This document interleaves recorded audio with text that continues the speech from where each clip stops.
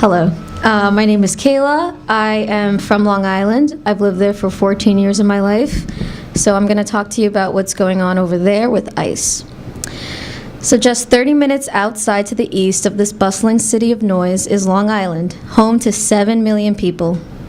There are two counties, Nassau and Suffolk, that are dominated by a white bourgeois, which come as no surprise to those who understand Long Island's racist and classist origins. But the poor and the marginalized groups of our island have long been redlined into underdeveloped hamlets, crippled by our lack of quality education, public transportation, job opportunities, all of the consequences the exploited are forced to bear under capitalism. Long Island is also home to millions of immigrants, many of whom are undocumented. Outside of New York City, Long Island has the largest population of immigrants in the state. Since the influx of immigrants on the island, police commissioners in Nassau and Suffolk County have been working with ICE. Here's how they do it. They police immigrant communities, preying on gas stations, supermarkets, laundromats, Home Depots, the Long Island Railroad stations, bus stops and terminals. They seek out and stop people of color and ask them for documentation. They then transfer this over to ICE. That's how Dennis Guerra, a Long Island resident, found himself being deported to El Salvador this past November, for failing to signal while changing lanes. He was driving. Fortunately, an immigrants' rights group, Garesen, located in Nassau's immigrant hub, Hempstead Village, has filed a lawsuit against Nassau County as it is illegal to work in cahoots with ICE.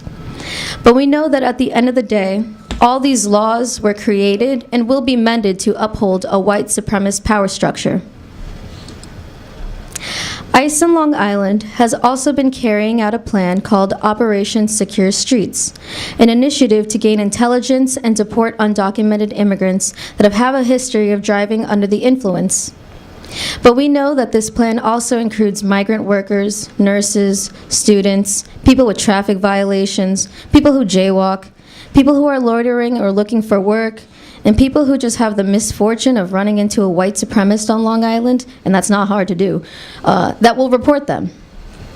It includes people who fit the nonsense of pull yourself up by the bootstraps rhetoric, like Orlando Garcia. He was a Salvadorian immigrant in Brentwood who went from working in a factory to owning his own taxi company.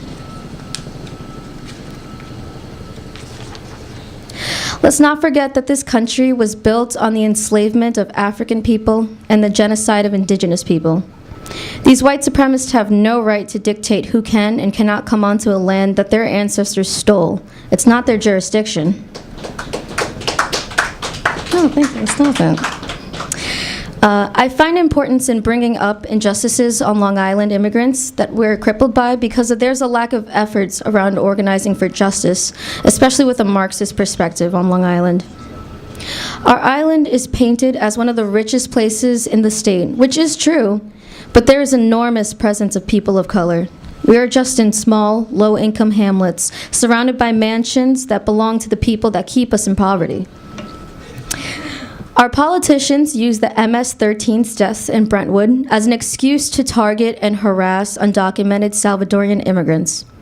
We know MS-13 began in LA, not El Salvador, and we know that it is not the wealthy white folk in Patchogue, East Islip, or Selden being targeted by MS-13 gang violence.